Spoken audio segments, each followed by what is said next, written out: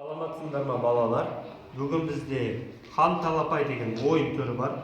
Бұл ойын түрі 100 жылдардан бері қалыптасып келе жатқан қазақ халқының ұлттық ойынның бірі.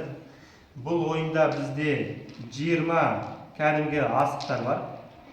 Және ішінде бір қызыл асық бар.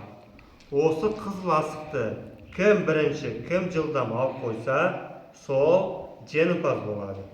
Келістік па? Мен дорбаға саламын. Және жерге шашып, хан талапай деп айтамын. Сол кезде аласыңдар. Келістік па балалар? Дайынсыңдар ғой, я? Хан талапай! Кім алды? Молодец, жарайсың. Асатбек алып қойды. Салыңдар енді. Сал берді. Асатбек, сен ойыннан шығасың. Енді қалған балаларды ойнасың. Мына жерге отыр. Шетке тұра тұр, кішкене. Кім байке мына бер қарай отыр. Тұр осы жерде. Вставай туда. Стой там.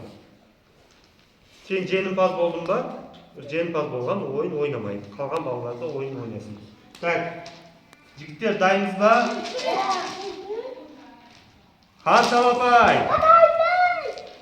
Таласпайын. Алихан жеңімпаз болды. Жарайсың, Алихан. Орнынан тұр сен. Салыңдар, жігіттер. Сал, Али.